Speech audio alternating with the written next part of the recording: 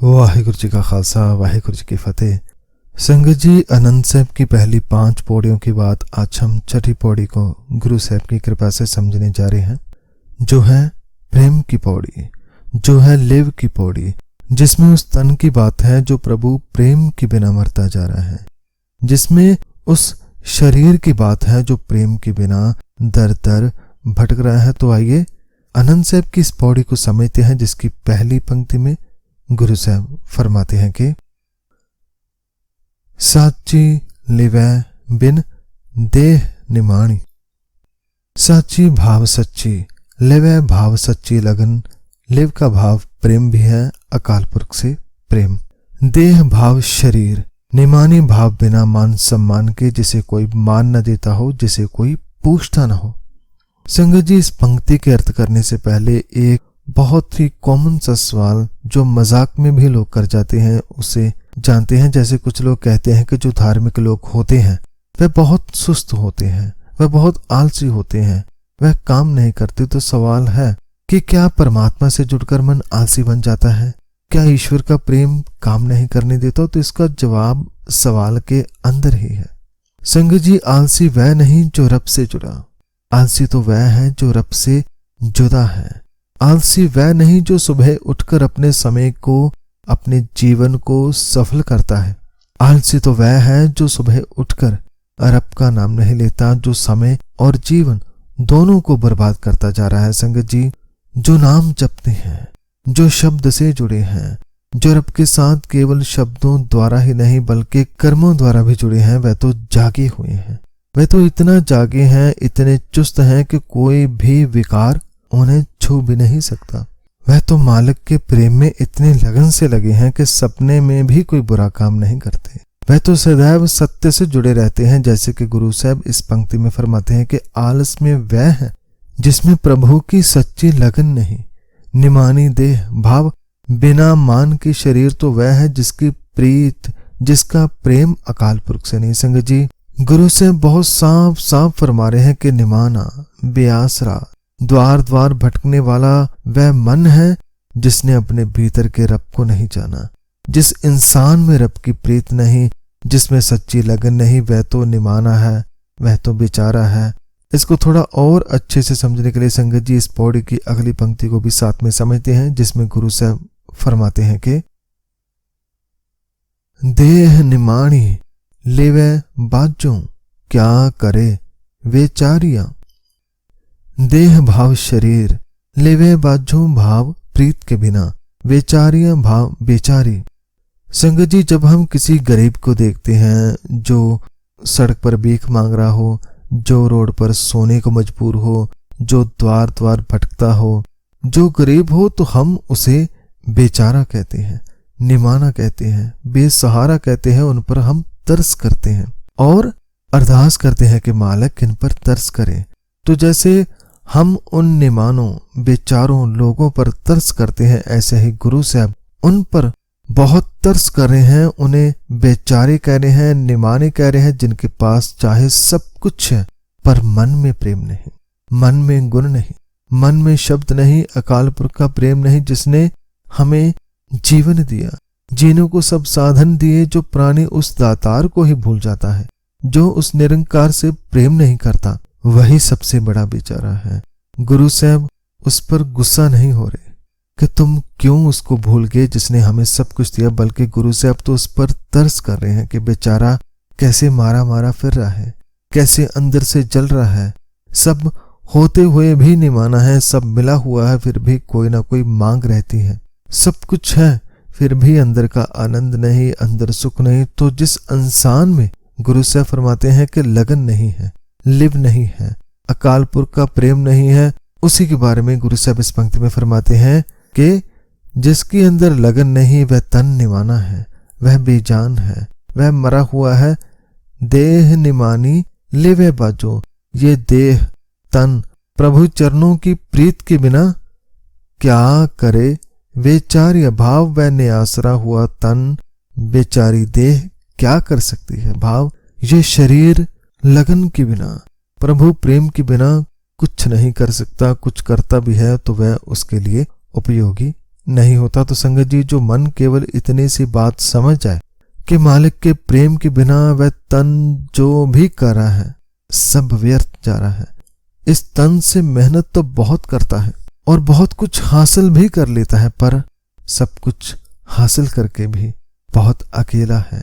उसे आनंद नहीं मिल रहा, मन शांत नहीं हो रहा, अपने आप से दिन प्रतिदिन दूर होता चला जा रहा है। जो इतनी सी बात जान लेता है कि मैं खुद से दूर हो रहा हूं, मैं अकाल पुरख से दूर हो रहा हूं, तो वह मन अरदास करता है। कैसी अरदास, उसके बारे में गुरु साहब अगली पंक्ति में फरमा रहे हैं कि तुद बाज समरथ कोई नाही कृपा कर बनवारिया। तुद बाज भाव आपके बिना, समृत का भाव समृत ही है, बनवारिया ये भी अकाल पुरख का एक नाम है जिसका अर्थ है वन का मालिक, भाव इस संसार रूपी वन का मालिक बनवारिया। तो गुरु साहब फरमाते हैं कि जो ये बात समझ जाए कि मैं निमाना हूं, मैं भी आसरा हूं, मेरे पास सब खोते हुए भी अकेला हूं, वह फिर अकाल पुरख के चरणों में अरदास करता है कि हे जगत के मालिक, आपके बिना और कोई जगह नहीं जहां ये शरीर सही तरफ लग सके, आप ही कृपा करें। हे मेरे मालिक, कृपा करें, मुझे निमाने को भी मान दे, मुझ बेसमझ को भी अकल दे, मुझ बेसहारा को भी आसरा दे। हे मेरे बनवारी, हे मेरे साहिब, मुझे अपना प्रेम दो ताजो मैं भी जीवन को सफल कर सकूं। हे मेरे मालिक, दया करो, मेहर करो। यह शरीर, यह तन तभी सफल हो सकता है यदि आप कृपा करें, यदि आप अपने से मिला लें। तो संगत जी ये अरदास हम सभी की होनी चाहिए कि हे मेरे साहब, हमारे मन में भी अपनी लगन लगाएं, हमारे मन में भी अपनी प्रीत लगाएं, ताजो हम निमाने न रहें, बेआसरे न रहे, हम भी कह सके कि हाँ मैं भी उसका हिस्सा हूं, मैं अकेला नहीं, निमाना नहीं, मेरा मान है अकाल पुरख, मेरा रखवाला है निरंकार। हम कह सकें कि हाँ मैं आनंद में हूं, मैं अकाल पुरख से जुड़ा हूं, जिससे जुड़कर ये सारा ब्रह्मांड ही अपना लगता है, सारा संसार ही एक परिवार लगता है। तो संगत जी अरदास तो की, पर अरदास के बाद वह कौन सा तरीका है, वह कौन सी राह है जो निरंकार हमको दिखाता है, या हमें सही राह कैसे दिखे, हम अपने निशाने तक कैसे पहुंचे, इन सभी सवालों के जवाब है शब्द। श्री गुरु ग्रंथ साहिब जी, गुरबानी, इसमें लिखे शब्द यही हमें हमारी मंजिल तक लेकर जाते हैं, यही हमारे मन को सुधारते हैं, यही हमारे अंदर से अवगुणों को दूर करके गुण भरते हैं। ये शब्द ही हमें निरंकार से मिलाते हैं, ये हमें निमाने से मान सम्मान वाला बनाते हैं। जैसे कि गुरु साहब अगली पंक्ति में फरमाते हैं कि एस नौ होर थाऊ नाही शब्द लाग सवारिया। थाऊ भाव जगे, शब्द लाग भाव शब्द से लगकर, शब्द से जुड़कर, सवारिया भाव संवारना। संगत जी हमें यदि कोई पद प्राप्त करना है, कोई डॉक्टरी का, वकील का, अध्यापक का, या कोई भी पद, तो उसके लिए सभी को सबसे पहले विद्यालय जाना पड़ता है, किताबें पढ़नी पड़ती हैं, फिर जो पढ़ा है उसे समझना पड़ता है, उसे जीना पड़ता है, फिर ही कोई इंसान अपनी मंजिल तक, अपने पद तक पहुंच पाता है। हाँ, माना कि ये रास्ता कठिन है, चाहे लंबा है, पर यदि इंसान श्रम करता रहे, मेहनत करता रहे, तो वह एक न एक दिन अपनी मंजिल तक पहुंच ही जाता है। ऐसे ही मन की मंजिल तो रब है। लोग कहते हैं कि मरकर इंसान उसके पास पहुंचता है, पर गुरु साहब जीते जी हमें एक से एक करवाते हैं। कैसे? शब्द से। संगत जी जो मन अरदास कर चुका है, जो पल पल अरदास में है कि मैंने खुद को सुधारना है, खुद को संवारना है, उसके लिए रास्ता है शब्द, गुरु का शब्द, जिसे केवल पढ़ना ही नहीं बल्कि प्रेम भी करना है, समझना भी है, उसे जीना भी है। जितना गुरु के शब्द को समझेंगे उतने अकाल पुरख के नजदीक होते चले जाएंगे। गुरबानी से जुड़ना है, नाम से जुड़ना, गुरबानी को समझना है, खुद को समझना, गुरबानी को जीना है, हुक्म को जीना, गुरबानी का रूप हो जाना है, निरंकार का रूप हो जाना। तो गुरु साहब इस पंक्ति में बड़ा ही प्यारा उपदेश दे रहे हैं कि कोई और जन या कोई और रास्ता इस देह को, शरीर को सही दिशा में लगाने के लायक नहीं। हे मेरे मालिक, आप ही कृपा करें, आप ही मेहर करें, ताकि ये शरीर गुरु के शब्द में लगकर सुधर जाए, ये खुद को संवार ले, सुधार ले तो संगत जी शब्द से जुड़े। शब्द ही मन में निरंकार के प्रति लगन पैदा करता है, प्रेम पैदा करता है, सच्चा प्रेम, सच्ची लगन।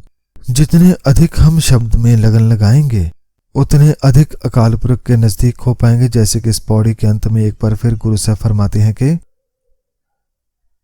कहे नानक लेवे बाजों क्या करे वेचारिया। वेचारिया भाव बेचारी निमानी, अर्थात नानक कहते हैं, भाव फरमाते हैं कि ईश्वर से लगन के बिना ये बेचारी देह क्या कर सकते। भाव कुछ नहीं कर सकती। यह तो एक के बिना केवल एक लाश है। यह निरंकार के बिना बेचारी है, निमानी है, जिसका कोई नहीं, जो भरे संसार में भी अकेली है। सच्ची लगन के बिना, भाव सच्चे अकाल पुरख के प्रेम के बिना तो देह दुखों में है, दिन रात दुखी है, बेचार है, परेशान है। इसीलिए हे मेरे मालिक आप कृपा करें, शब्द से जोड़ें ताजो देह शरीर जीवन को सफल कर सके। तो संगत जी आइए गुरु शब्द से जुड़े ताजो शरीर खुद को संवार सके, अपने आप को पहचान सके। तो एक बार फिर इस पंक्ति के अर्थ समझते हैं, जिसमें गुरु साहब फरमाते हैं कि ईश्वर से लगन के बिना, लिव के बिना ये बेचारी देह क्या कर सकती है। भाव कुछ भी नहीं कर सकती। इसलिए आइए सच्ची लिव लगाएं, प्रभु प्रेम में लिव लगाएं और जीवन को सफल करें। तो संगत जी ये थी छठी पौड़ी, जिसमें जाना कि हमारा शरीर जो देखने में बहुत तंदुरुस्त लगता है, सुखी लगता है, पर इसके अंदर बहुत मैल लगी हुई है, इसमें बहुत से अवगुण हैं, बहुत से बुरे विचारों के रोग हैं। ये देह भरे संसार में भी निमानी है, अकेली है, निमानी है। क्यों? सच्चे प्रेम के बिना, सच्ची लगन के बिना, सच्ची लिव के बिना शरीर चाह कर भी कुछ करना भी चाहे तो नहीं कर सकता। ये बेचारों की तरह जीता है। इस जीवन से बाहर निकलने के लिए अकाल पुरख के आगे अरदास करें कि हे मेरे मालिक आप कृपा करें, मुझे शब्द से जोड़े। शब्द से जुड़कर ही, शब्द में लगन लगाकर ही देह को संवारा जा सकता है। शब्द से प्रेम करके ही जीवन को सफल किया जा सकता है। तो संगत जी इस संक्षेप विचार के बाद अगली पौड़ी की विचार आने वाली वीडियो में करेंगे। तो इस विचार के लिए, वाणी के लिए मैं गुरु साहब का जितना भी शुक्रिया करूं कम है। मैं श्री गुरु ग्रंथ साहब जी को इस पावन वाणी के लिए, उपदेशों के लिए कोटि कोटि नमन करता हूं। इसके साथ ही इस विचार के दौरान हुई सभी गलतियों की मैं क्षमा मांगता हूं और इस विचार को सुनने के लिए आप सब संगत का भी बहुत बहुत धन्यवाद। वाहिगुरु जी का खालसा, वाहिगुरु जी की फतेह।